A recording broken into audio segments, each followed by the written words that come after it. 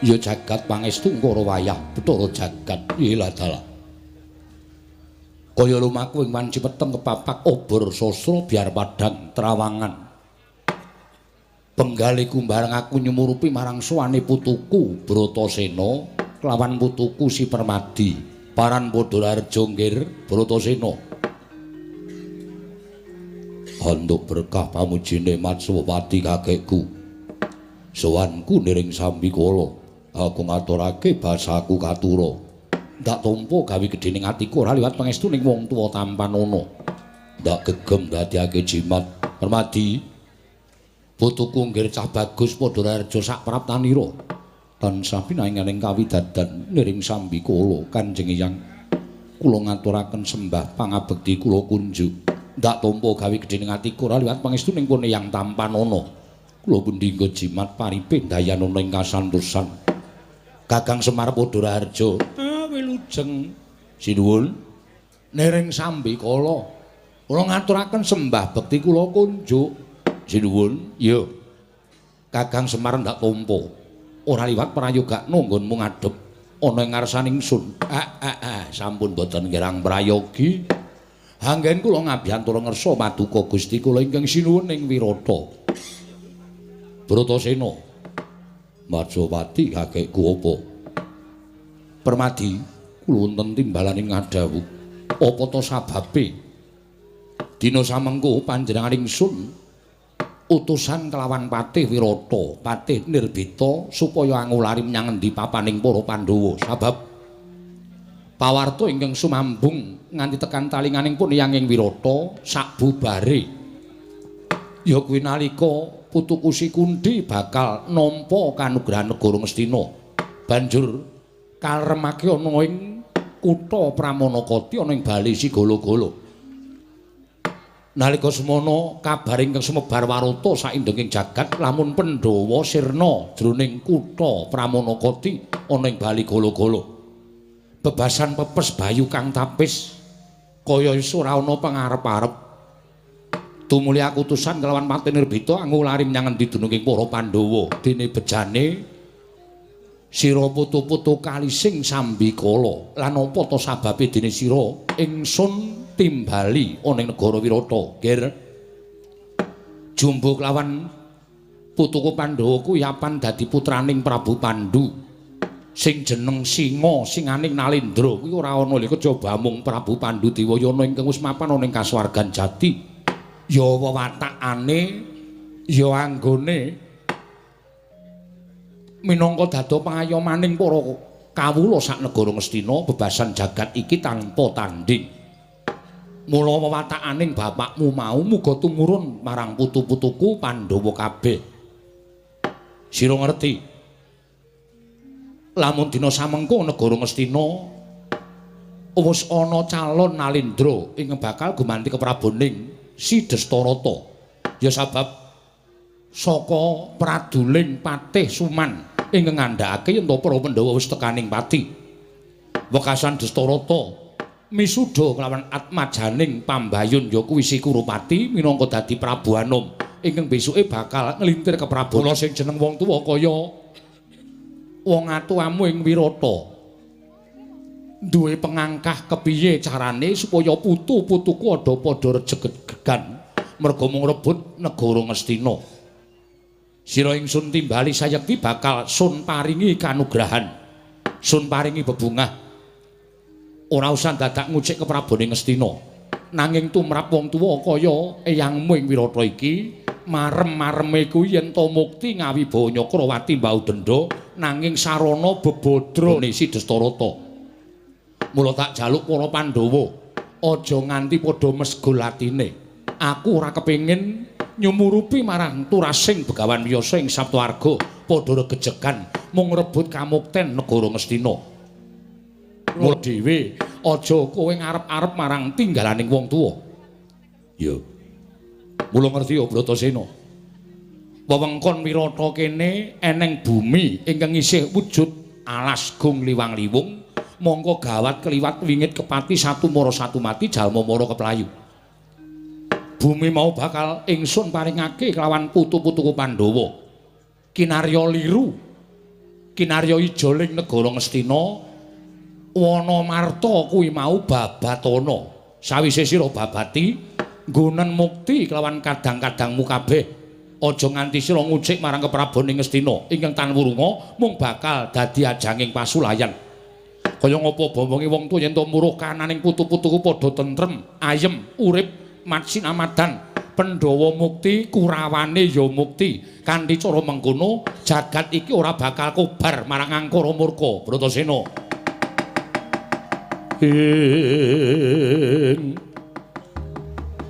Bremara remangos wamya ngambrang kati karunaning kaswase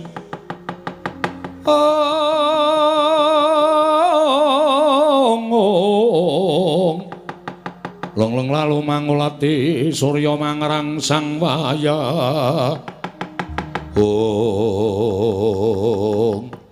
wah pancen ati-atiku mung bakal nanjihke karo Dastarata bapakku babakan negara Ngastina ora niat njaluk nanging mung kepengin ngelingake yen to biyen tau tati nampa welinge Pandhu bapakku ewadene kaya mengkono ngendikane Matswapati kakekku mula niatku karo Permadi tak wurungake yen to pancen Matswapati kakekku ora kepengin dumadining Pancabakah antaraning Pandhawa lan Kurawa Matswapati kakekku ngiklasake wewengkon Wirata kang sinebut Wanamarta dadi kukupaning Pandhawa Bratasena ora bakal wegah mung nampa kang dadi dawuhe Matswapati kakekku ing Wirata semanten ugi kula Kanjeng Eyang menapa ing sampun paduka dawuhaken badhe kula candhi nggo jimat kosek aja kesusu kowe tak jarwani ya Bratasena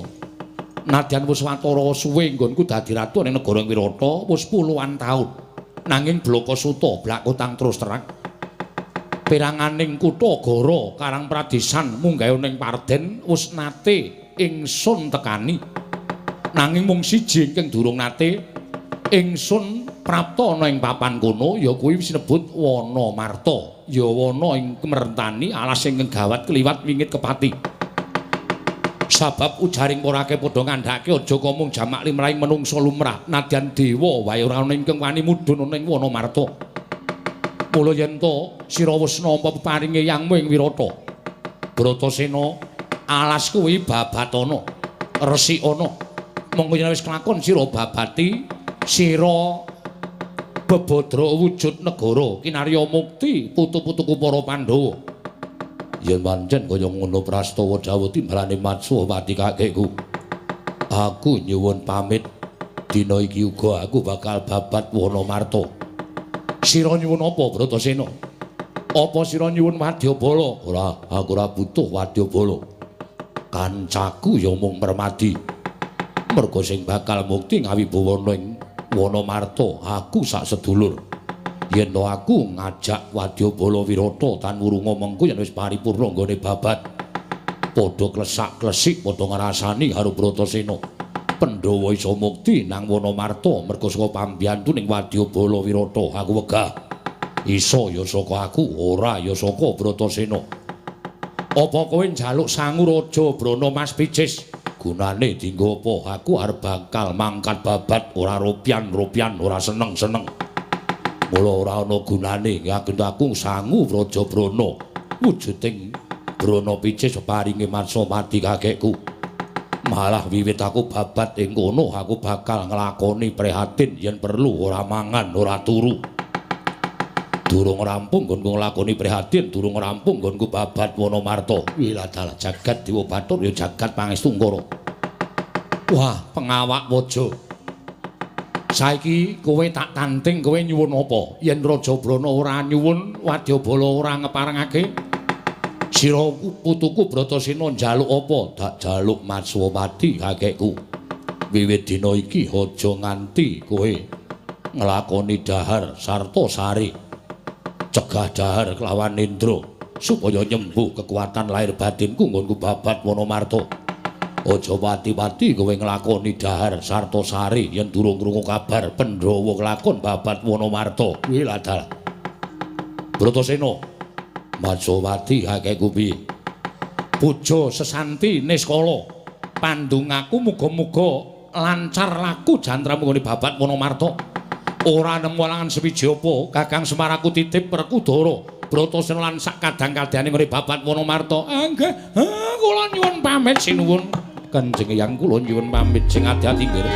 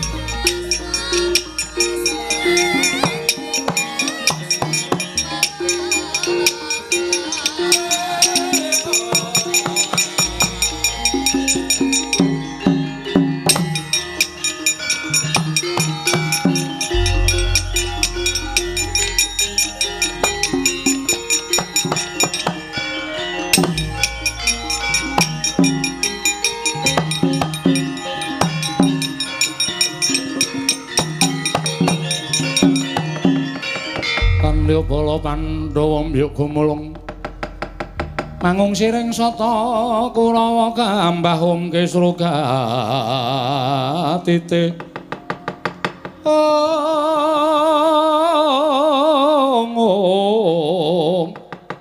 merut layut sagung praratu kadanging pun Kakang Yayi ora nganti antara suwe sira Dimas wis metu saka kedaton negara ing Wirata paran pawartane Yayi barep kakangku dawe Matswapati cetha ndak tampa nggone barep kakangku karo aku lan Permadi mudhun saka Saptwarga pengajap ngenahke perkara negara Ngastina nanging kowe tak kabari yen to Destarata bapakku wis misuda lawan Kurupati jumeneng Prabu Anom tegese Kurupati bakal gumanti kepraboning Destarata bapakku nanging wanter timbalane Matswapati kakekku Pandhawa aja mesgulatine aja kagol kogelan rasane merga pengajaping Matswapati kakekku aja nganti dadi daredah antaraning Pandhawa lan Kurawa mula tumuli Matswapati kakekku paring dawuh karo aku Pandhawa bakal entuk liru bumi ya kuwi ingkang winastan Wonomarta wujud alas gung liwang-liwung dadi sarana ijole negara Ngastina mula barep kakangku bareng tak pitung bebasan rebut balung tanpa isi yen to awake dhewe nganti tekan negara Ngastina luwih-luwih aku ngamuk ana ing negara Ngastina bakal asor pocapane dadi rasananing para kawula Dene turasing Begawan Wiyasa teka rebut negara Ngastina, rebut kamukten ora apa jeneng jejemberi marang asmaning kang nurunake.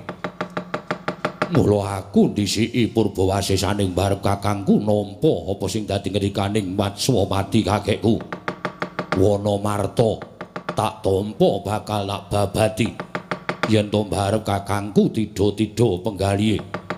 Babakan nggonku bakal babat Wonomarta ora usah padha melu-melu permadi rasa nyambut gawe kowe rasah tumandang karya Wonomarta tak babatane luwe-luwe kembar sing isih bocah aja nganti cedhak-cedhak karo nggonku tumandang mengko mundhak keneng apa-apa lelakon iki tak lakonane dhewe Pandhawa mukti ya saka Bratasena ora ya saka aku yen aku iso muktekke dulur-dulurku kabeh tegese apa sing dadi kesaguhaning Bratasena ora mung kandhek ana ing pangucap naika babar dadi pakarti nanging yen to aku gagal nggone bakal babat Wonomarta wah aku nampa pidanane marep kakangku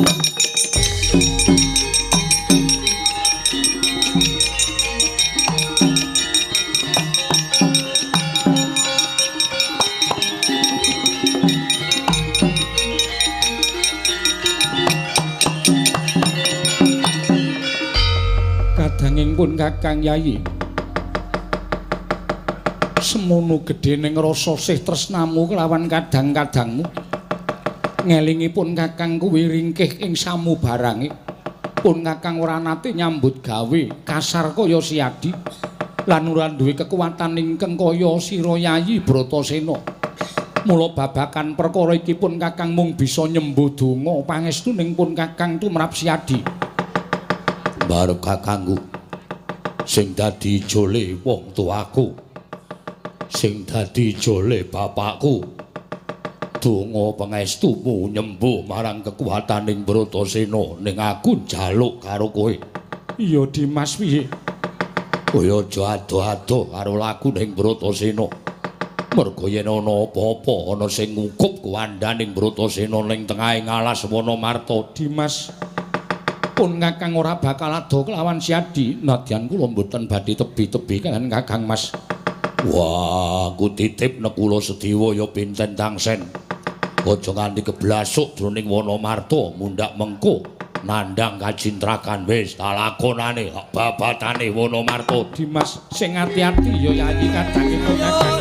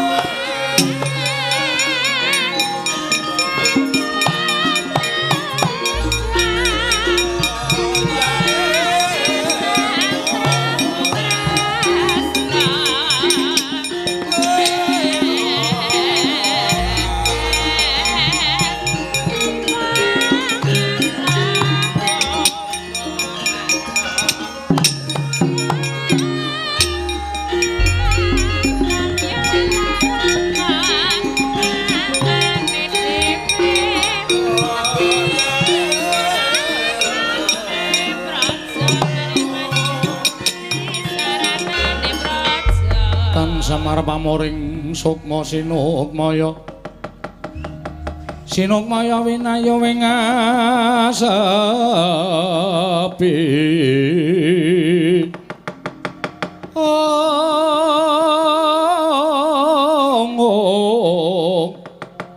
sumimpen telenging kalbu pambukaning warana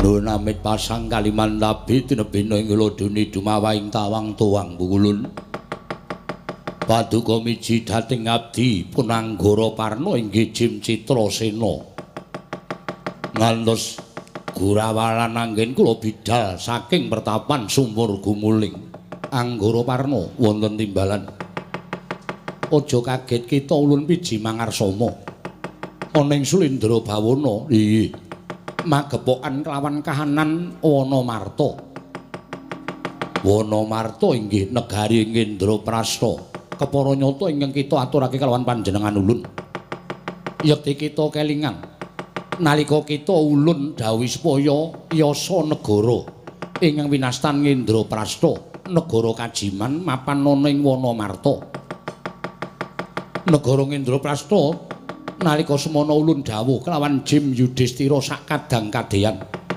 supaya madheg nalindraning bangsaning Jim miturut etunganing panjenengan ulun madheging negara Indraprastha wis ana 1000 taun bangsaning Jim gone mapan ana ing Wanamarta kepareng paduka paring dawuh kados mekaten mugi kepareng hamba barana dhateng ingkang abdipun Anggara Parna Citrasena wonten timbalan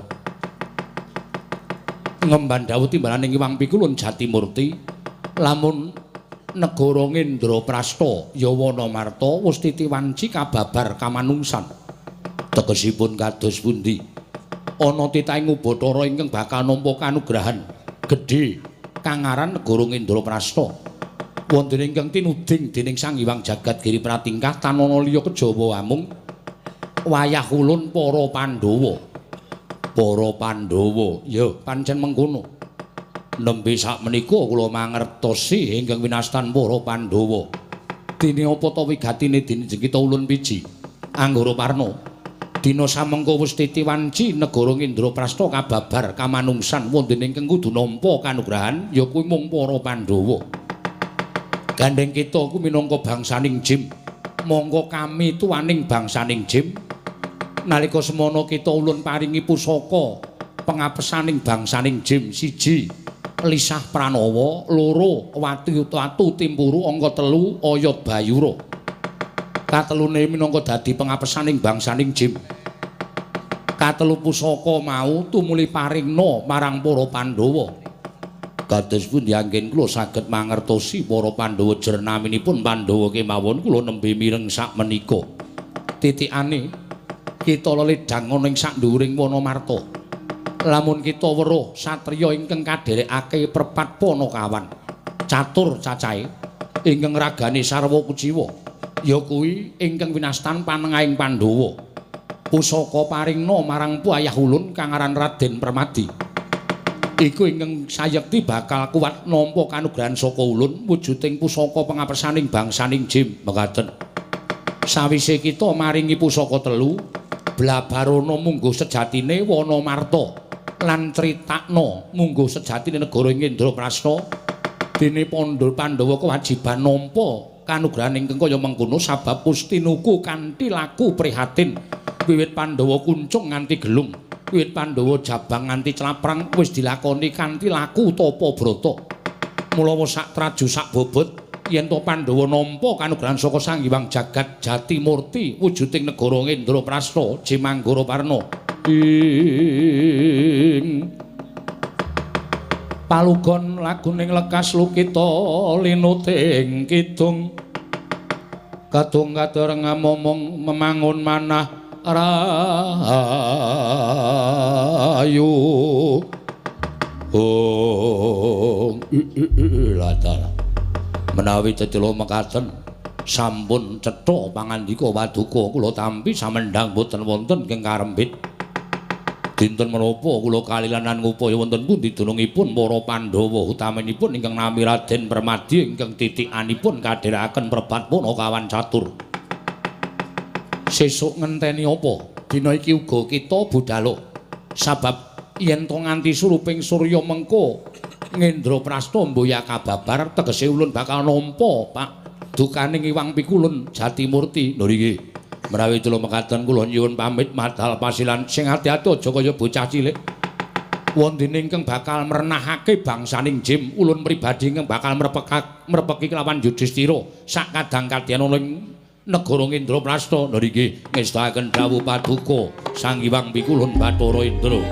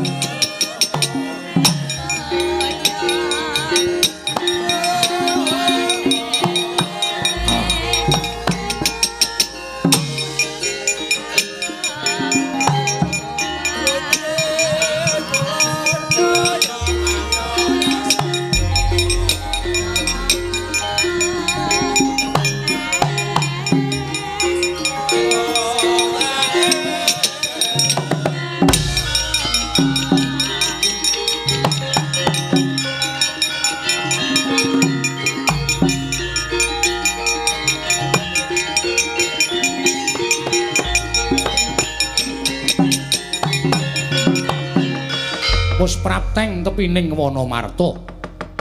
Nggih Sang Bratasena nalika semanten ginakaken daya kekuwatanipun Aji Bandung Bandawasa wungkal bener.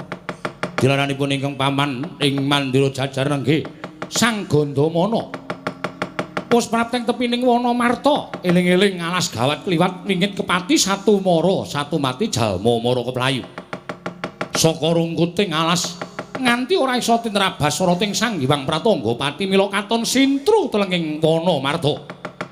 Parandene Sang Pengawak Waja iki mboten nate mundur saking geguntur, mboten nate mendha saking pangrerepa.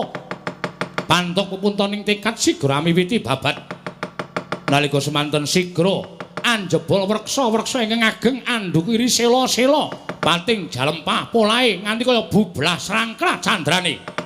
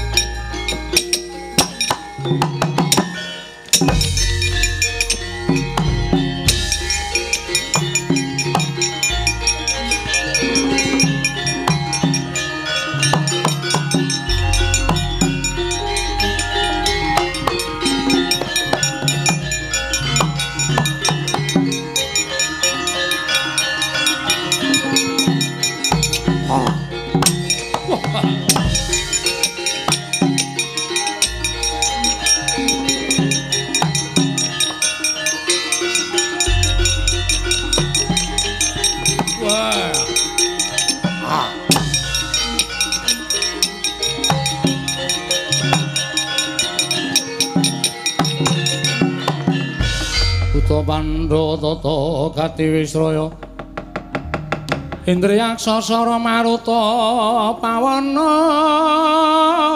Bana Margana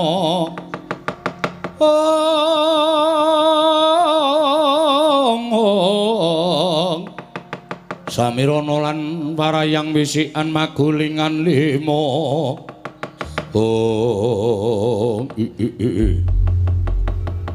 iki ora pangling jimdam darat inggih Gusti Pati melayu-melayu sifat kuping sajak kaya kami gilan neneng apa mugi andadosna ing kawuningan Gusti Pati nalika semanten kula jagi wonten tapel wates negari ing Indraprastha inggih Wonomarta mboten ngertosangkan paranipun wonten satunggiling makhluk ingkang wujud jalma menungso piyayinipun gagah pideksa gudhek wok simbar jojo teka wantun ngrisak pepasrening Wonomarta inggih Indraprastha tata lair ngrubuhaken wreksa ingkang ageng dukiri sila ingkang ageng nanging batos menika menawi dipun priksani mawi tata batin piyambakipun ngrisak pepasrening Wonomarta wujud candhi tuwin beteng kepasrening praja ing Indraprastha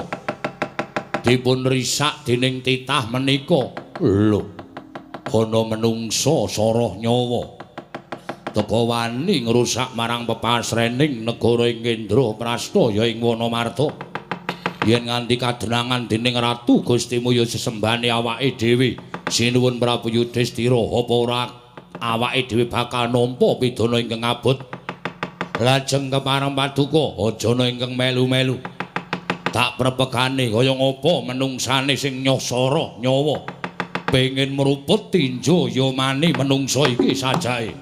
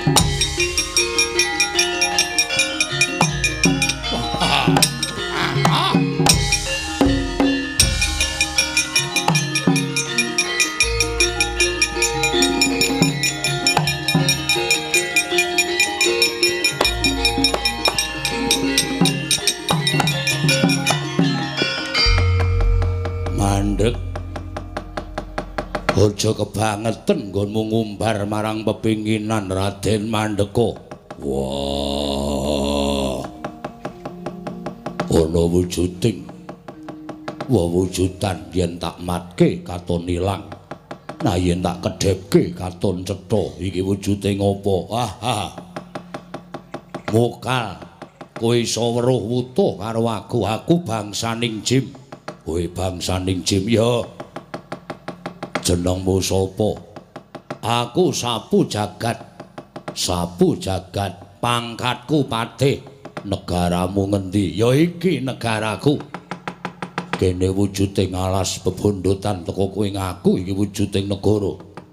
Panjen yen ditonton nganggo tata gelar lair kene wujuding alas nanging batin kene wujuding negara. Ya iki wujud negara Kajiman. Ingkang winastan negara ing Indraprastha. Raden, kowe ngrusak pepasrening praja ing Indraprastha. Kowe ngrubuhake wit-wit gedhe ndukuri watu sing gedhe. Tata lair sing mbok rubuhke pancen wit sing gedhe nanging batin kowe ngrusak pepasrening praja ing Indraprastha. Sing tak rubuhke wujud wit, sing tak dukiri wujud watu perkara wong liya ngandhakake kuwi pepasrening praja mangsa Baranga. Iki negara bangsaning Jim, aku menungso kowe Jim. Derajate dhuwur menungso tinimbangane Jim. Malah kowe matura karo ratu Gustimu kowe minggato sawadya balamu papan kene arep tak nggo mukti karo dulur-dulurku. Papan kene arep tak babati, arep tak gawe sewijining papan kinarya mukti dulur-dulurku kabeh. Wah, sumuk nyawamu keparat. Kowe bakal nyingkirake para bangsaning jim apa kira-kira wis serep nyawamu. Ora ana jamak lumrahe menungso kalah karo bangsaning jim. Nadyan dumadining beda nanging antaraning jim lan menungso derajate dhuwur menungso. Aku dumadi saka bumi, kowe dumadi saka geni. Baliya marang papan asal mula bukamu krek jangkamu sirna marga layu ha.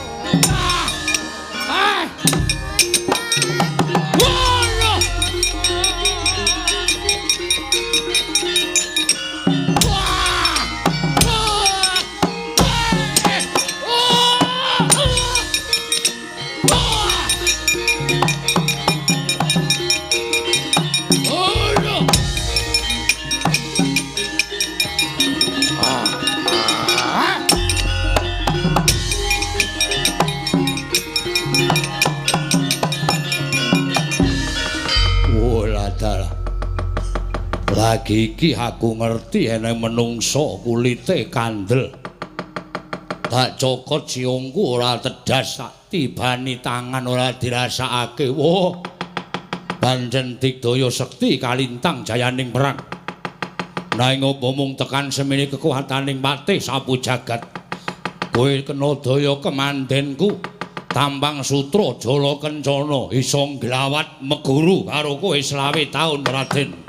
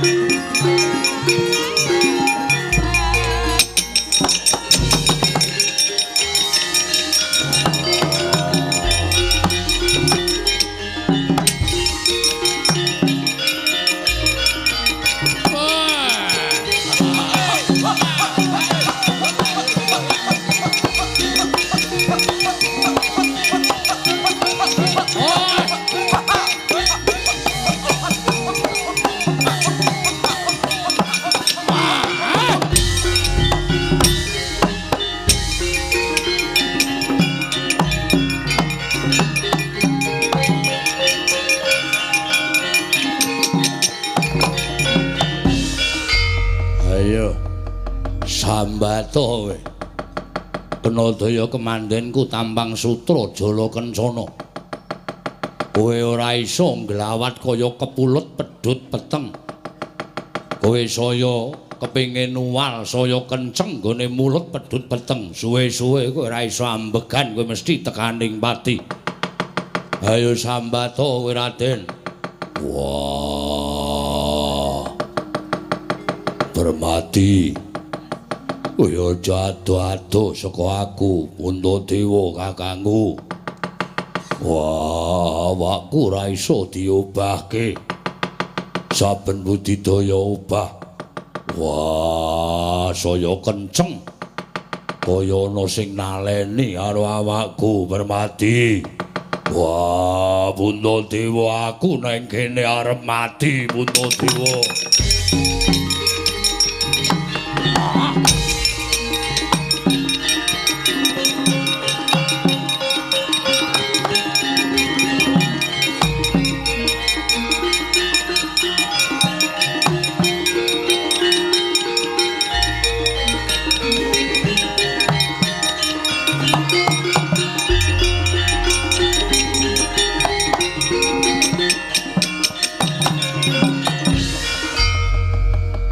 Semar kula ing atase Kakang Mas Bratasena kuwi pengawak go ngalugur nanging lha kok Permadi kaya kelangan lacak mlebu tengahing alas Wanamarta alase pancen terlalu luas dadi nyuwun mangapunten mesti mriko menggok ngulon sampean mboten ngerti liriting.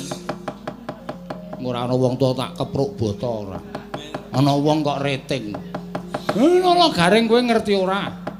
Ndaramu nendi Ndara Bratasena arahe le babat mau. Waduh, ayo ora ngematke kok.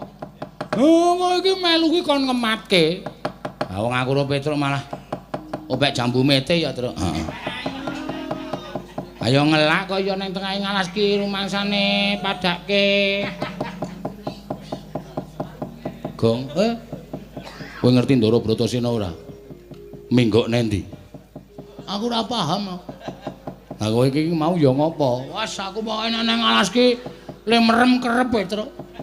Mergane anggere weruh tikungan ana watu gedhe ki rasane kaya ana memedine. Mongko aku ora memedi ki wedi. Ayo. Wah. Permati. Puntadewa, aja ado-ado karo aku. Permati, Puntadewa, aku ora iso nglawat Kakang Semar. Wonten dawuh ana swara. Pripun? Ana swara. Cobi.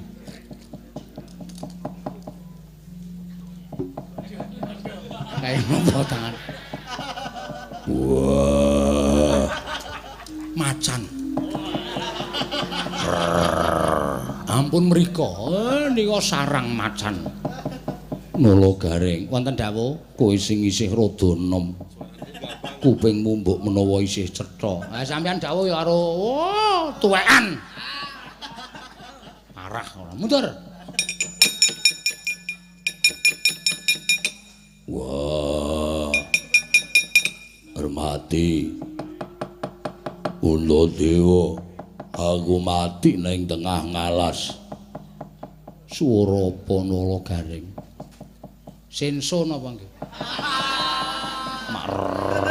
Paling Ndara Bratasena kang raka nyilih senso. Kesel terus li negor ngangge senso. Petruk nun rene kupingmu sing rada apik. Minggat. Ya. Rungokno Petruk.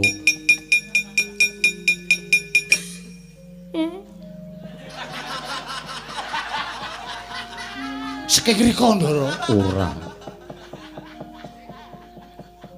Unine piye? Maktut ngoten. Sik tak goleki sing areng guyu sapa iki sing areng guyu. Ayo. Cengelmu. Oh, ora ganggu iki lagi ngrungokke swara. Tatut-tatut. Kok kan jambu mete. Permati. Aku tulungono. Kundadewa. Aku tulungono. Mboten nonton niku.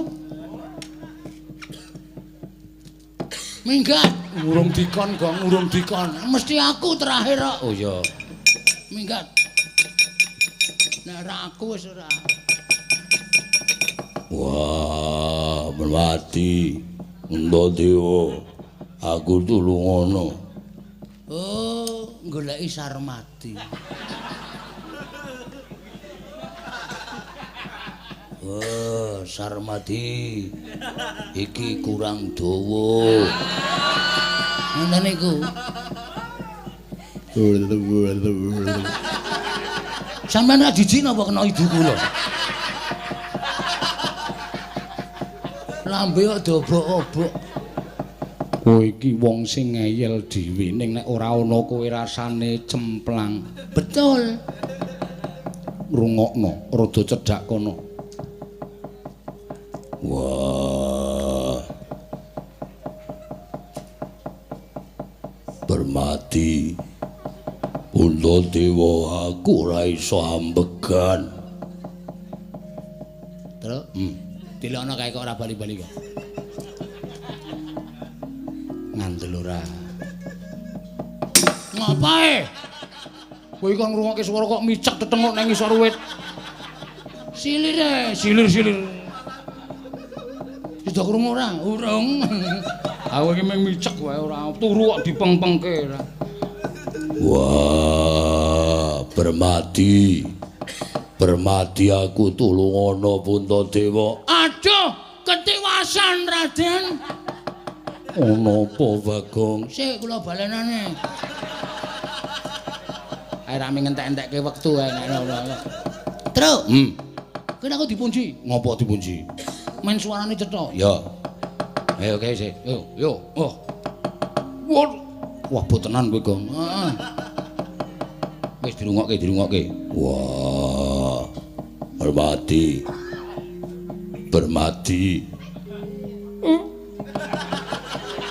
Kowe ora kurang ajar ngono iki.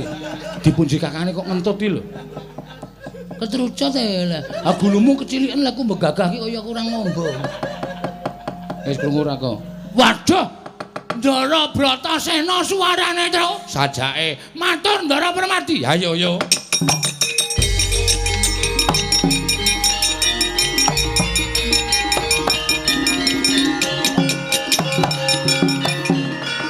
Matur Ndara Permadi cetha Waldata wela-wela. Menawi ingkang sambat-sambat menika mboten sanes kejawi namung ingkang raka. Kakang Mas. Nggih, Kakang Mas. Sing Kakang Mas aku wae. Kowe ora usah nembut Kakang. Kakang Mas Bratasena. Kakang Mas kena ngapa? Mboten ngerti kok. Waduh, Permati. Puntadewa aku tulungono, aku ora iso ambegan. Ngoten niku asmane kumat saja. Sapa sing kena asmane? Ndara Bratasena. Ndara Bratasena iki bendaramu kuwi sehat wal afiat.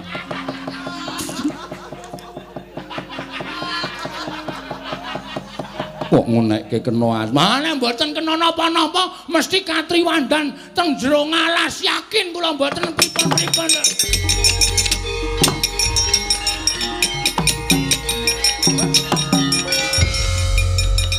Ndara Bratasena nek ora ditulungi ngrekoso reng. Ayo do mangkat ora. Wah, iki nek ora marani Ndara Bratasena. Iso entek-entekan iki ora. Alhamdulillah.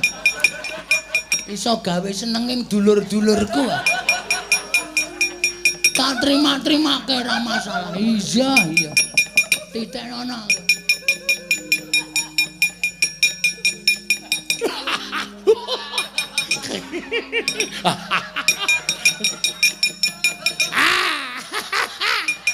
Wis suwe aku nginceng ngantil jase Bagong.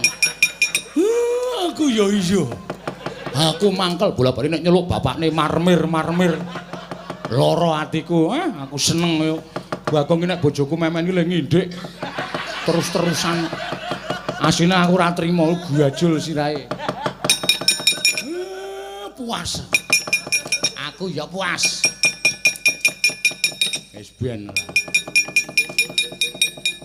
Dak kaya ngono ta.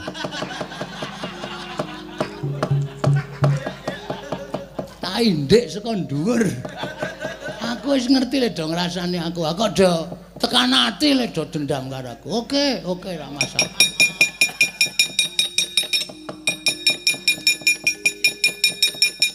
Ora tak paeka tuman wae.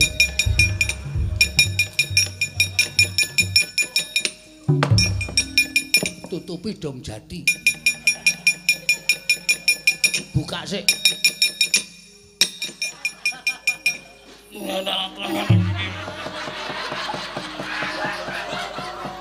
Toman wae.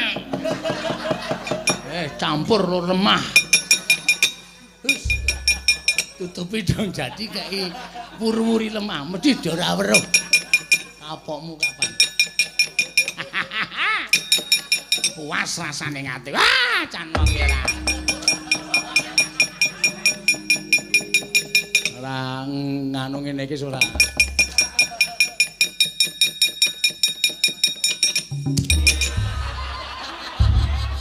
Hei! Hei! Mudar kowe. Ayo sumbara kowe. Bagong kurang ajar. Iki piye iki? Iki nggo guthik barang. Lah setan. Aku dunggahke.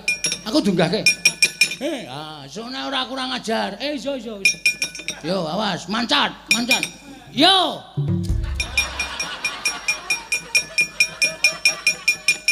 Minggir mancat pinggir. Yo. Aduh. Wah, keneng dhewe aku. Yo, mangkat yo. Sing gawe jugangan sapa? Aku. Kok kowe gawe jugangan nganu ngapusi bapakne. Ngopo gajul aku? Lho, aku ora sengaja. Ora sengaja apa? Niru ndara kok. Kowe ngomong asline gajul aku kok. Weh. Ayo. Semar kecemplung dhewe aku.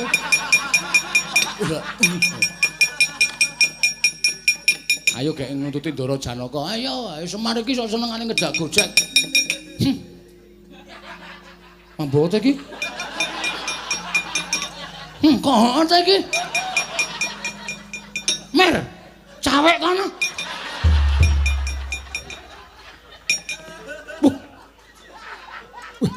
Aku penyakitan po ya. Ora krasa kok dadi metu dhewe. Dar. Kowe to kok. Tak apusi nang jugangan kae to. Oh, kowe gawe jugangan po. Heeh. Endi kae kono? Wo, lah ngisore tok kono. Eman karang aku sok ora susale kok. Weh, gak.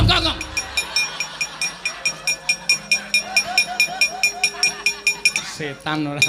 Untung aku dhuwur. Waduh, dadak wisuh iki. Reng tak andani, Reng, aku tidak pengen tahu. Apa lho, Reng, ora pengen ngerti aku, pokoke ora pengen ngerti.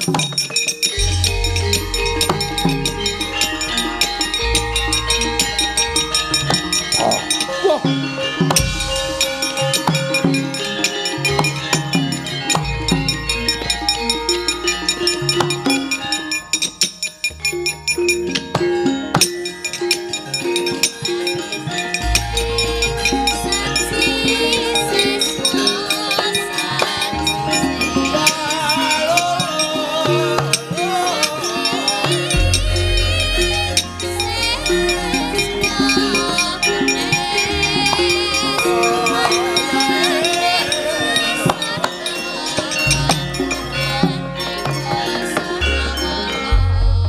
Mara Sang Arjuna Ismanya kang kamanungsan kasrepanting kaing mungsune ran padha kadang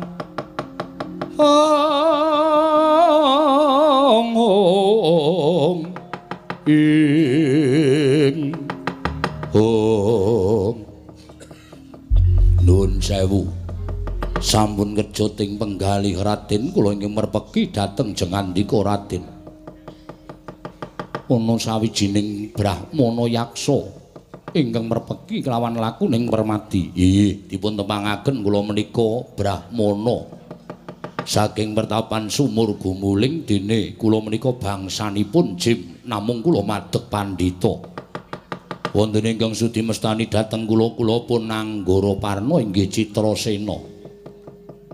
Anggara Parna ya Citrasena. Inggih. Wigatine apa nyuwun pangapunten menapa panjenengan ingkang nami Raden Permati? Iya, pancen bener mengkono. Wah, nai ngaten boten klentu anggen kula merpeki dhateng panjenengan. Wonten menapa pindah rada kono Anggara Parna? Kae dong apa to kae? Adus. Adus. Wis apa? Ndara Permade nganti ngono. Adus. Wak cemplungke kali lho. Petro aja kurang ajar. Aku ki ra ngopo-ngopo. Wis.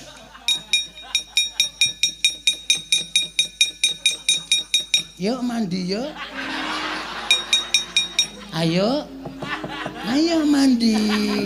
Mengko tak kosoki wis. Ayo. Iki edan. Karo wong tuwa nggo dolanan. Mambu lho mer asli aku aja cedak-cedak kowe. Gilani tenan.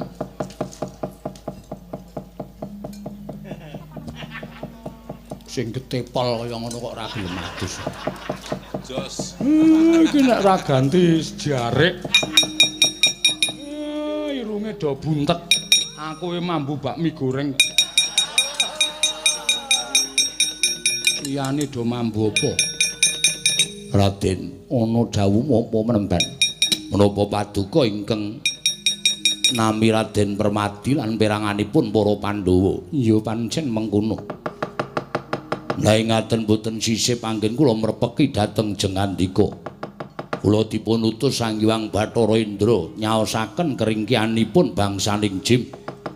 Pusaka 3 wujudipun watu timpuru, oyot bayura lan lisah pranawa. Menapa to sababipun dene jengandika kaparingan kanugrahan amargi ingkang ngraka nedeng babat Wanamarta lan mugi andadosna ing kawuningan. Papan menika sanes wujuding wana nanging negari kajiman. Wontene dawing Hyang Pikulun Bathara Indra Pandhawa ingkang kedah nampi kanugrahan negari Ngendraprastha ingkang badhe kababar kamanungsan. Mila kula aturi sumusul ingkang ngraka menawi perlu sedaya Pandhawa gangsal jangkep nasak telenging Wanamarta. Langkung gampil anggenipun badhe ambabar negari Ngendraprastha saged kamanungsan saengga saged dados sarana muktenipun para Pandhawa Raden.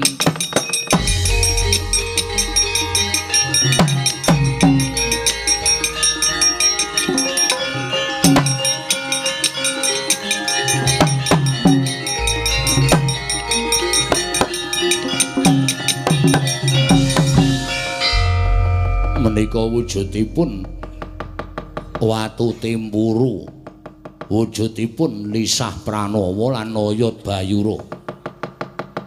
Watu timpuru menika menawi dipun sawataken bangsaning Jim saged lebur tumpur tanpa dadi. Oyot bayura menawi dipun sabetaken bangsaning Jim saged lumpuh boten nggadahi kekiyatan. Wonten lisah pranawa menawi dipun usapaken wonten ing netra saged nyumurupi sedaya bangsaning Jim Raden.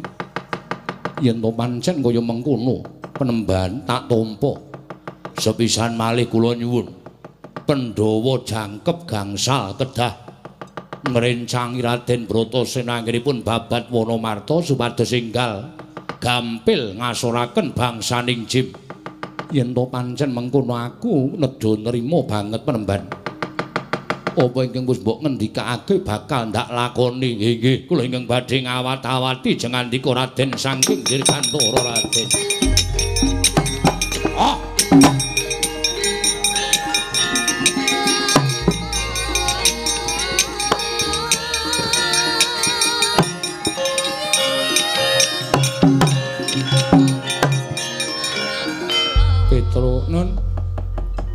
Mlayu ingkang banter.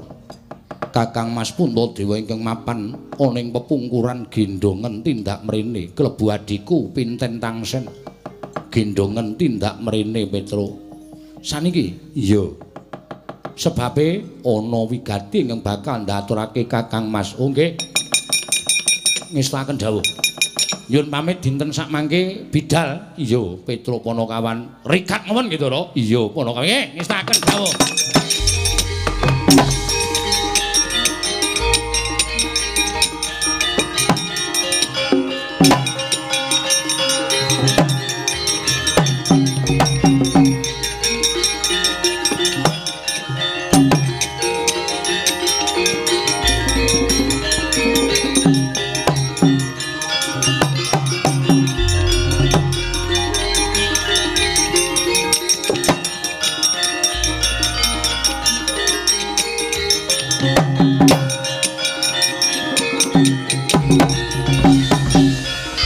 Ndara Puntadewa sewu Pati Agung Mangasami.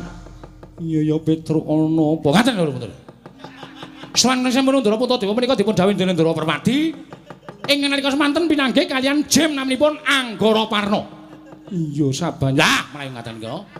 Tumunten dinten samangke Ndara Puntadewa menika dipun dawuh supados enggal dipun gelak lampahipun tindak wonten lebeting Wonomarta. Lan kula dipun utus Ndara Puntadewa supados anggendhong Ndara Permati. Kuwalik ora sak kesusu.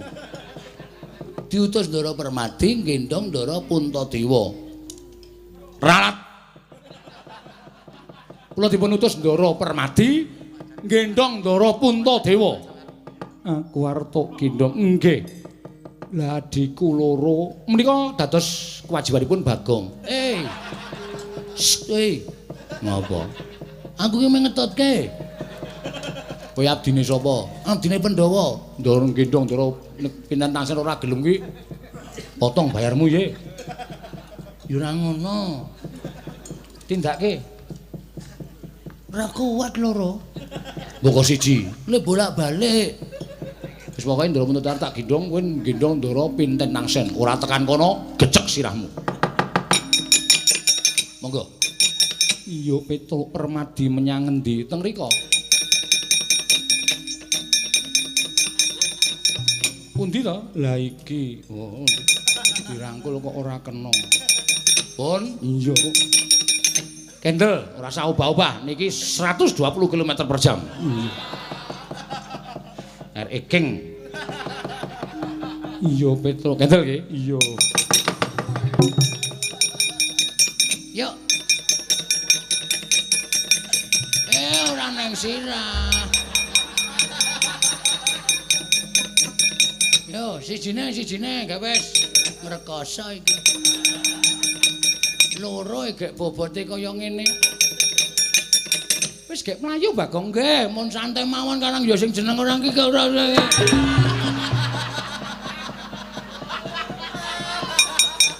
Wah, ngrekoso yo. Yo. Waduh. Wis alon-alon mawon. Mengko ketinggalan Kakang Mas, ketinggalan mboten napa-napa.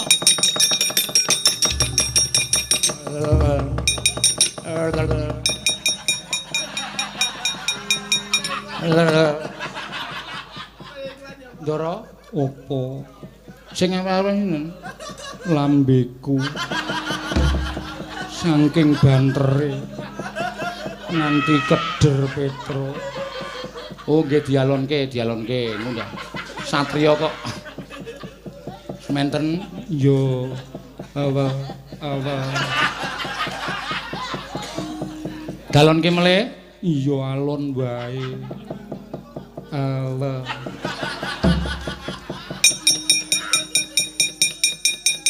tak madhep rono Petro cangkemku kena angin keder kabeh.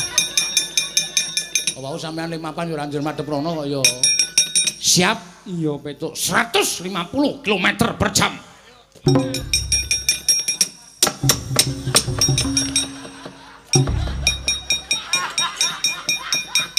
Aku wegah nek carane ngene iki.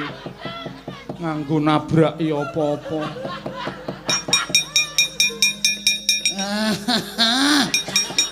Iki ora maju-maju. Abot ngarep. Wis kendel teng mriki. Ngrekoso tenan.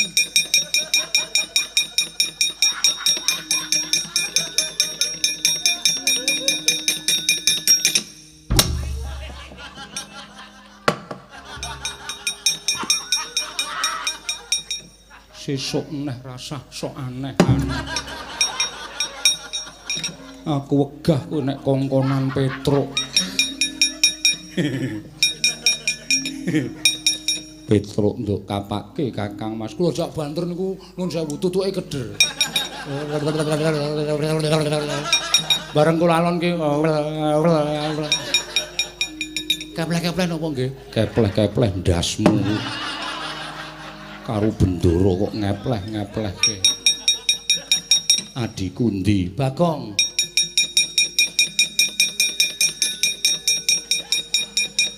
Mandap. Ah. Terus mundur. Oh iya. Aku wis nang kene. Mundur lagi selabot. Iya, iya.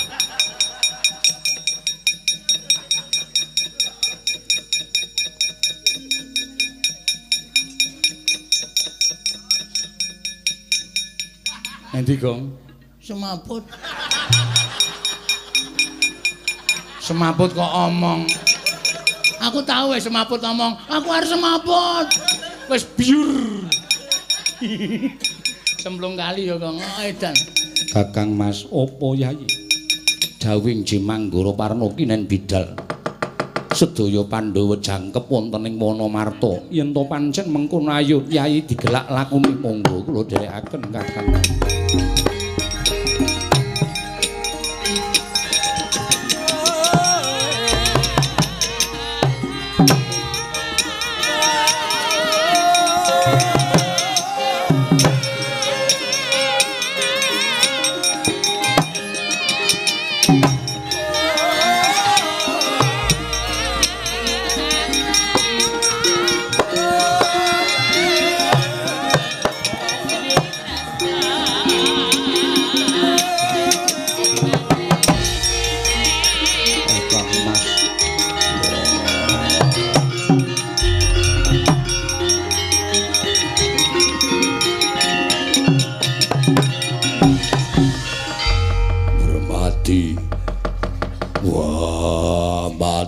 Aku bermati.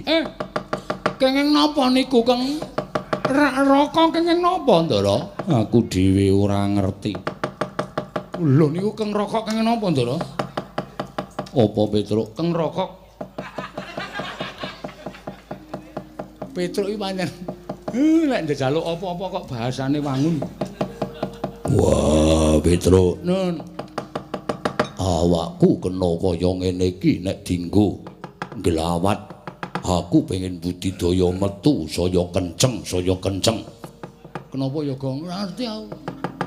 Gus, Apa Petruk? pangandikaning Begawan Anggara Parna dibuktekke.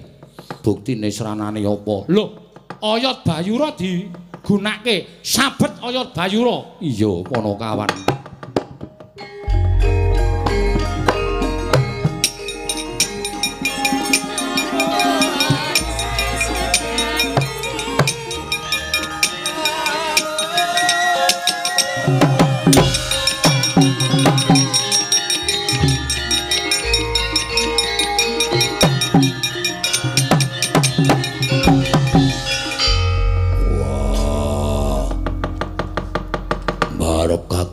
Permadi tak kandhani. Mula aku njaluk kaya jado-ado saka Bratasena. Iki dudu wujuding alas, nanging iki wujuding negara Kajiman. Aku wis ketemu dhewe karo Nayaka negara Kajiman, malah aku kena daya kemandene ora iso obah. Nanging tumrap Bratasena bangsaning jim kudu kalah karo bangsaning menungso. Aja mundur, ayo digelak lakune Permadi.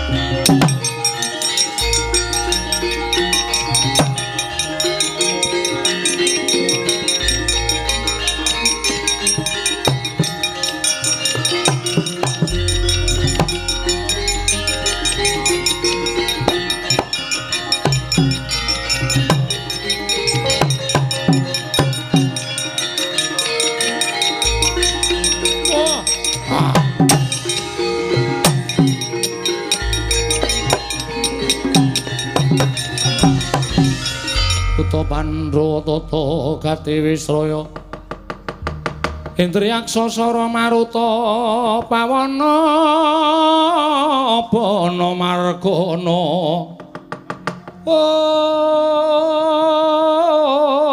Om Samirana lan Warayang Bisikan Magulingan Lima Om Patih Sapu Jagat Suwanana ing abiyantaraning Sunana wigati apa? Nuwun sewu sinuwun.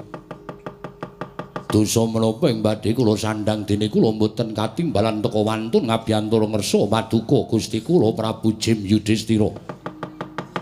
Mugi andadosna ing kawuningan bilih sak mangke wonten titahing Ubathara ingkang wujud manungsa ingkang wantun ngrisak telenging Wanamarta. Tata gelar ngrubuhaken weksa tuwindu kiri sela ingkang ageng nanging batos ngrisak bebeteng tuwin candhi-candhi pepasrening Projeng Wanamarta. Samangke saged kula lumpuhaken mawi daya kekiyatanipun ingkang abdipun Patih Sapu Jagat. Purbawasesa wonten asta paduka kula semanggaken anggenipun badhe paring purbawasesa lan paukuman dhateng titah menika sinuwun.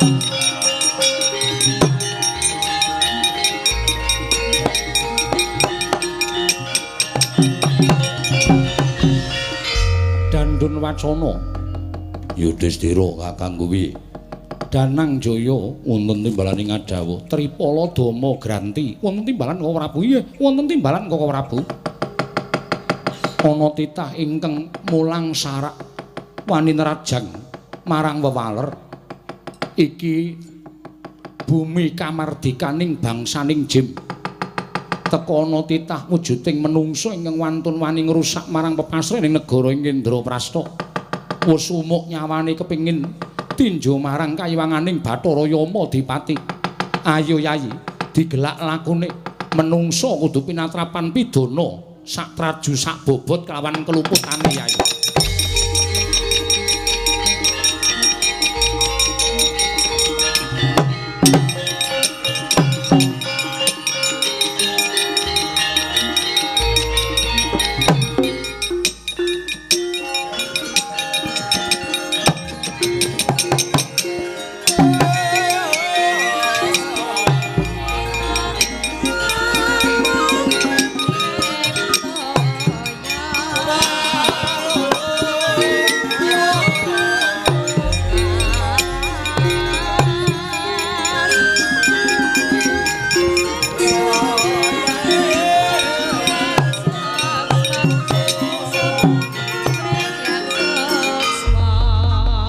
Kulun Sang Hyang Bathara Indra ingkang hunyang Madyapada mrepeki dhateng jasad kula ya Yudhistira Dandun Wacana Danang Jaya Tripala Dama Granti ulun ingkang prapta ngabiyantara ning negara Indraprastha kene kasinggihan sabda pangandika paduka menapa badhe paring pidendhan dhateng jasad kula ada kadhokati kajron menapa yektine praptaning ulun ana ing Wanamarta sayekti mung bakal paring dawuh kelawan jeneng kita Yudhistira miturut itunganing Sang Hyang Jagat Giri Pratingkah nggon kita dadi nalindrana ing Wanamarta ya ing Indraprastha dina samengko wis ganep 1000 taun anggen kita dadi makuthaning bangsaning Jim mongko sayekti negara Indraprastha iki bakal kababar kamanungsan tegese nggon kita bakal urip ana ing jagat minangka dadi rajaning Jim kaya wis rampung kewajiban kita. Wondene sapa titah pujangkara ingkang bakal nampa kanugrahan wujuding negara ing Indraprastha tanana liya kejaba mung para Pandhawa. Ingkang kapandhegan ya kuwi si Bratasena ingkang wiwiti babat Wanamarta. Kita jawani pisan-pisan ngrangsang sarta jawani pisan-pisan nandhingi marang kekuwataning para Pandhawa jeriku dadi utusaning adil ingkang sayekti besok bakal mbingkas angkara murka. Dene apa to sababe para Pandhawa nampa kanugrahan ingkang kaya mengkono sabab ya mung Pandhawa ingkang wis nuku kanthi laku prihatin lan tapa brata wiwit urip ana ing alam padhang wiwit wujud bocah nganti tekaning dewasa tansah laku prihatin lan tapa brata mula undu-unduane ya sak traju sak bobot kelawan ingkang wis dilakoni dening para Pandhawa Yudhistira sadhela maneh para Pandhawa bakal prapta ana ing mapan kene kita aja wani pisan-pisan ngembari marang panguwasaning para Pandhawa sabab mara gage wengakna permana jati kita sawangen sapa ingkang lenggah ana ing singasana adipalengganing Puntadewa Yudhistira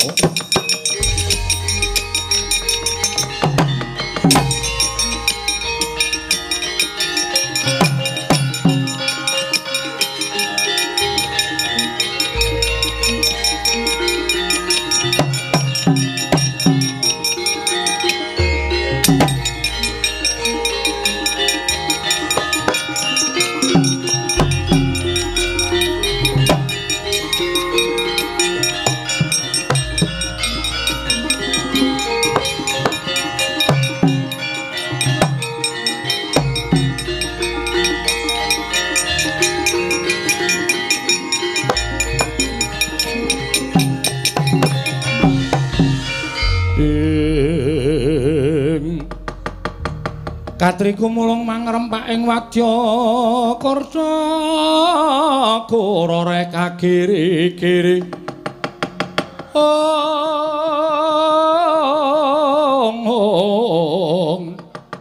Ronanggono gawe gelarira wang-wang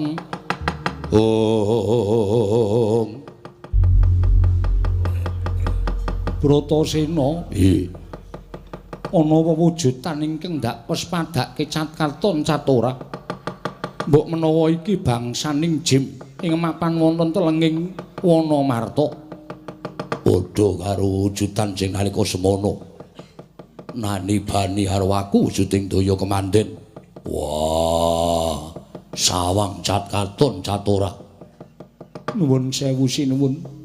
Dipun tepangaken kula menika pun Yudhistira.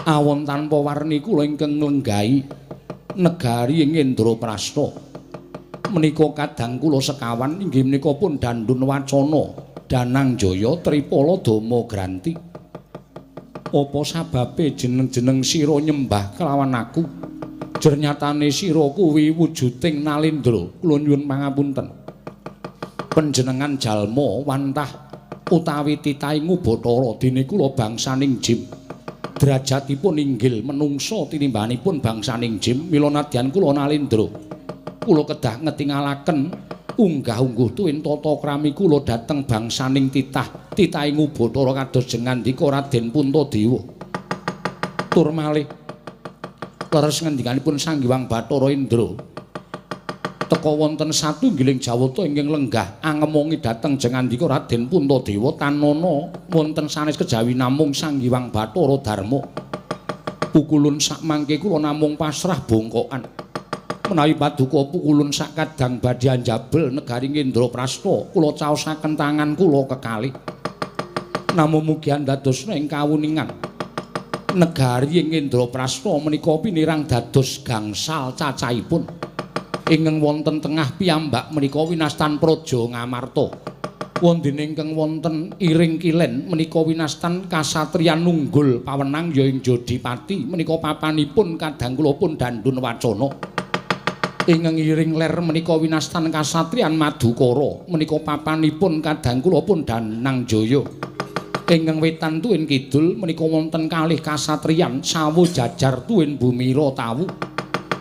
Menika bapanipun Tripala Dama Granti wondene ingkang tengah menika kedaton ingkang winastan negari Amarta. Menika papan kula anggen kula lenggah dampar negari Ngamarta Kanjeng Raden Puntadewa. Mila sakmangke menawi jengandika badhe anjabel negari menika dados panguwaosipun para Pandhawa kula namung sakdermi nglampahi. Kula titip negari Indraprastha monggo kinarya mukti jengandika sakadang. Kula asalipun saking geni badhe wangsul wonten ing geni malih sinuwun.